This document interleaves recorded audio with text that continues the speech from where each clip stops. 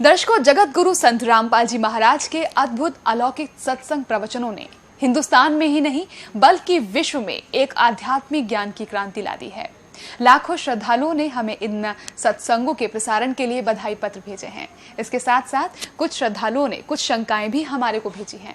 हमने उन सब श्रद्धालुओं की शंकाओं के निवारण के लिए संत रामपाल जी महाराज से भेंट की तथा महाराज जी से उन सभी शंकाओं का निवारण जाना, जिसकी जिज्ञासा हमारे दर्शकों में बनी हुई है। तो आइए अब जानते हैं परम पूज्य जगत गुरु तत्वदर्शी संत रामपाल जी महाराज से आपकी हर शंका का समाधान। महाराज जी, हमने सुना है कि आप जी श्री ब्रह्मा जी, श्री विष्णु जी, श्री शिव जी आदि देवताओं की पूजा छुड़वाते हैं, क्या ये उचित है? ब्रह्मा विष्णु महेश को हम छुड़वा सकते हैं? हम कोई बालक हैं? परमात्मा कबीर जी आदरणीय गरीबदास साहिब जी को सतलोक लेकर गए थे। वह सब सतिथि से परिचित करा कर, ब्रह्मा विष्णु महेश की सतिथि से परिचित करा कर वापस छोड़ दिया। उसके बाद उन्होंने कहा था, तीनों देवा कमल दल बसे, ये ब्रह्मा विष्णु महेश, प्रथम इनकी वंदना फिर सुन सतगुरु उपदेश। उनका था कि तीनों ब्रह्मा विष्णु ये तीनों देवा कमल दल में बसते, हमारे कमलों में, इन दलों में अंदर रहते हैं, और प्रथम इनकी वंदना, ये मंत्र जो करते हैं इनकी साधना करते हैं, और फिर सुन सतगुरु उपदेश, सतगुरु के ज्ञान को सुनो और उसका पूरा कंप्लीट कोर्स लो, तब ये बात बनेगी। अब ब्रह्मा विष्णु महेश हमारे कोई दुश्मन नहीं है। कई कहते हैं कि आपके गुरु जी तो ब्रह्मा विष्णु महेश को छुड़वाते हैं। ब्रह्मा विष्णु महेश को हम छुड़वा सकते हैं? अब जैसे ऊर्ध्व मूलम अधः शाखम, ऊपर को जड़ वाला, नीचे को तीनों गुण रूपी शाखा वाला, उल्टा लटका हुआ संसार रूपी वृक्ष है। अब इसमें क्या है? ऊपर को जड़ता पूर्ण परमात्मा, नीचे को तीनों गुण रूपी संसार रूपी वृक्ष की शाखा है। तो क्या कोई शाखा को काट देगा बुद्धिमान व्यक्ति? पेड़ की शाखा को कोई काटने की कहेगा कि इसको तो फेंक दो काट के, फिर लटका के करेंगे बाकी का हम? तो कहने का भाव ये है कि जैसे परमात्मा कहा करते कि जैसे हमने भक्ति रूपी पौधा बीजना है और हम नर्सरी से कोई पौधा लाए, कैसे बीजेंगे? उसको गड्ढा खोदेंगे और उस गड्ढे में उसको जड़ों की तरफ से दबाकर मिट्टी में, फिर उस जड़ों की मूल की सिंचाई करेंगे। तो मूल की यानी जड़ की पूजा करेंगे हम, तो वो पौधा पेड़ बनेगा, उसकी टहनियाँ बड़ी बड़ी हो जाएंगी, तीनों गुण रूपी शाखा। तो उन शाखाओं का फल लगेगा, और फल के लिए हम सारा प्रोसेस अपना कर रहे हैं, फल प्राप्ति के लिए हम कर रहे हैं। तो हमने तोड़ने नहीं होते, हमने ऐसे करना है, अपनी way of worship according to the spiritual करना है, शास्त्रों के अनुसार करना। देखना, ये समझ लो हम एक पौधा लाए तो ये है बुद्धिमता। जड़ों को गमले में यानी मिट्टी में डाला, दबा दिया और पूजा शुरू कर दी, सिंचाई। ये जड़ कबीर परमात्मा है इस संसार रूपी वृक्ष की। अब ये हमने जड़ों को पूजना है, इन ब्रह्मा विष्णु महेश की पूजा नहीं कर। हम क्या कर रहे हैं? ऐसे कर रहे हैं। ये बता, बालका वाला काम कर रखे हमने, हंसी नहीं आवे। हम ऐसी पूजा कर रहे हैं, उल्टा काम कर लिया हमने। ब्रह्मा विष्णु महेश को हम इष्ट रूप में पूज रहे हैं, गमले में ला दिए ब्रह्मा विष्णु महेश और ये पूजा कर रहे हैं। तो कोई क्या कहेगा? समझदार व्यक्ति ने घर सीधा कर ले इसने, और वो लड़े, हट जा दूर, खबरदार तूने क्या कर दिया। अब देखो, जड़ छोड़ दी हमने, अब जड़ ऊपर रहेगी तो भक्ति रूपी पौधा सूख गया। ये यूजलेस है, ये शास्त्र विधि को त्याग कर शास्त्र विरुद्ध साधना है, ये उल्टा बीजा हुआ भक्ति रूपी पौधा। और हमने ऐसे करने को कहा, तो इसमें इसकी पूजा करेंगे भगवान कबीर साहब की, फिर हमारे शास्त्र अनुकूल कर्म बनेंगे। शास्त्र अनुकूल संस्कार होने से ये फल ब्रह्मा विष्णु महेश ने देना हमारे को, क्योंकि यहाँ के ये प्रधान है, इविन का फल लगेंगे। अब इसका प्रमाण देते हैं। अपने आत्माओं परमात्मा ये कहा करते, तुम साधना ठीक करो, और फिर आपको लाभ होगा पूरा। अब तुम साधना कर रहे हो उनकी जो आपको कुछ दे ही नहीं सकते। अब जैसे आप किसी फैक्ट्री मालिक की नौकरी कर रहे हो, तो नौकरी उसकी कर रहे हो, आपकी हाजिरी लगकर तनख्वाह बनकर कैशियर के पास आती है, अकाउंटेंट के पास आती है।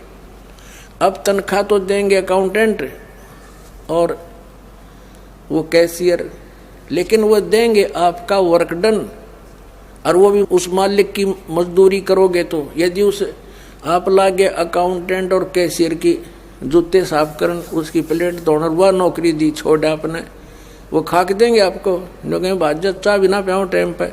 तो इसी प्रकार हमने पूजा तो करनी है, मजदूरी तो करनी, इष्ट रूप में तो पूजना परमपिता को, कबीर साहब को, और फिर उससे बनेंगे हमारे शास्त्र अनुकूल जितने भी शुभ संस्कार फिर देंगे यही। यहाँ पर जब तक आप यहाँ रहोगे तो यहाँ के ये प्रधान है, इन्होंने हमारा वर्क डन देना है।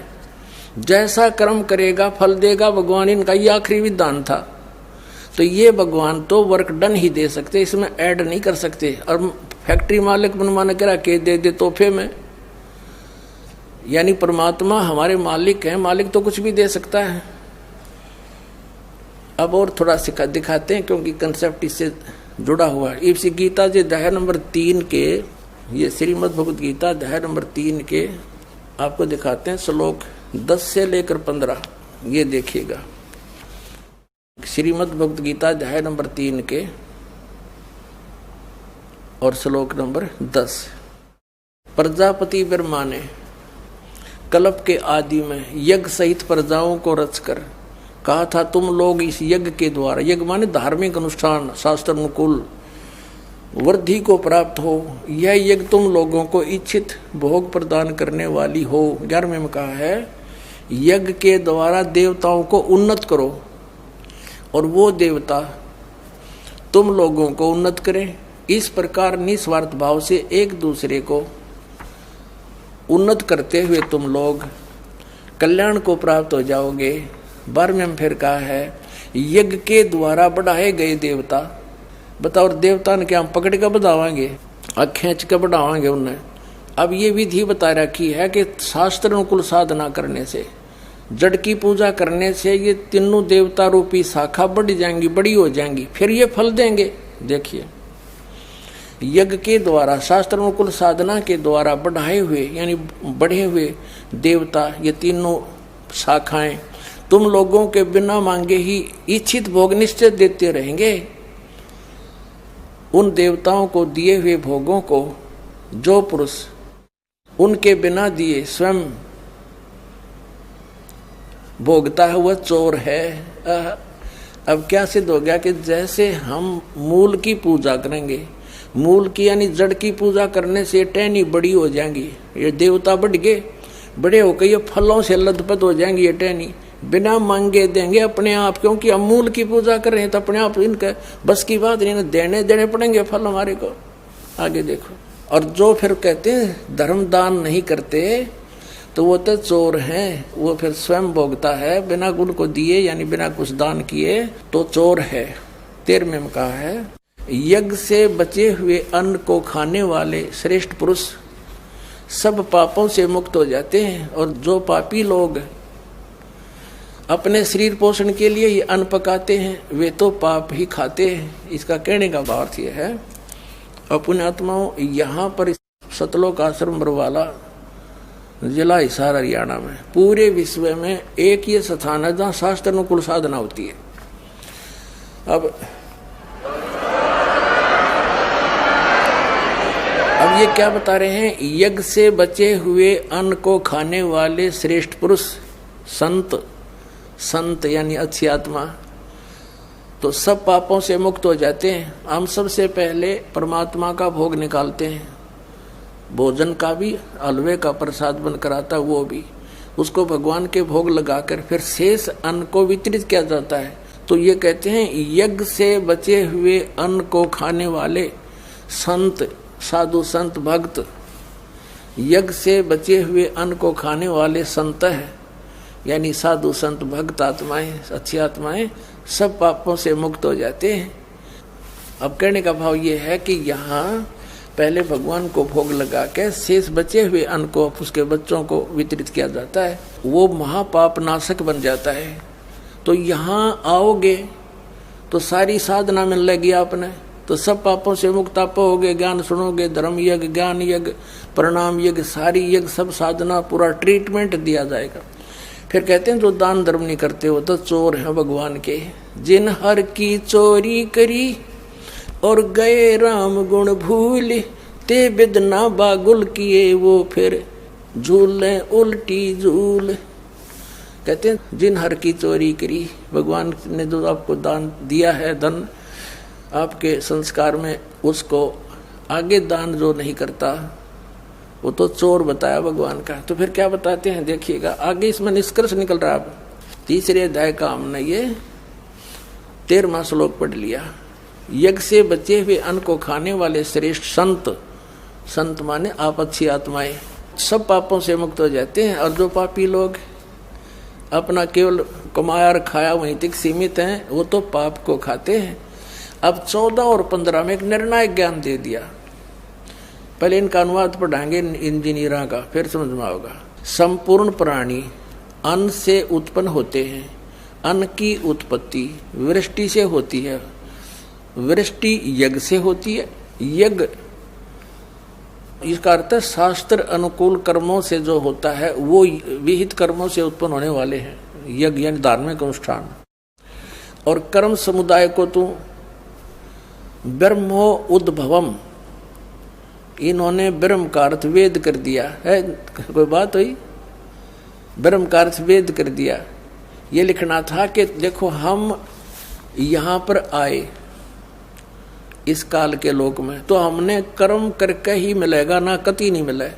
तो कहते हैं ये कर्म लगाए ब्रह्म ने बनाया विधान यहाँ का, और ब्रह्म की उत्पत्ति हुई परम अक्षर ब्रह्म से, उस परमात्मा से, सच्चिदानंद घन ब्रह्म से। इसका अर्थ तो ये है, लेकिन इन अज्ञानियों ने कुछ ज्ञान तो था नहीं, सारे उल्टे अडंगे अड़ा दिए। ये देखिएगा, कर्म समुदाय को तू वेद से उत्पन्न नहीं, ब्रह्म से उत्पन्न हुए। और ब्रह्म अक्षरम उद्भवम, अविनाशी परमात्मा से, यहाँ ब्रह्म लिखना था, ब्रह्म ये काल अविनाशी परमात्मा से उत्पन्न हुआ जान। इससे सिद्ध होता है कि सर्वगतम ब्रह्म, सर्वगतम माने सर्वव्यापी परमात्मा, सबका मालिक, सदा ही यज्ञों में प्रतिष्ठित है। वो इष्ट रूप में पूज्य है, वही प्रतिष्ठित है सभी यज्ञों में, उसको इष्ट मानकर पूजा करनी चाहिए। इसका निष्कर्ष ये निकल गया। अब हम उस परमात्मा को इष्ट मानकर पूजा करेंगे तो हमारी शास्त्र अनुकूल साधना होगी।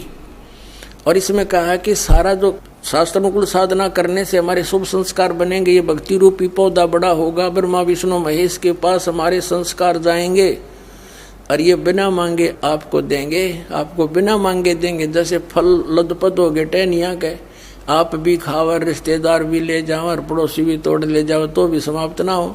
तो इतना इस प्रकार हमारा ये पूरा भक्ति क्रम पूरा होता है। तो हम आपको सबसे पहले परमात्मा ने कहा है कि तीनों देवा इन कमल दलों में बसे, ये ब्रह्मा विष्णु महेश, और प्रथम इनकी वंदना और फिर सुन सतगुरु उपदेश।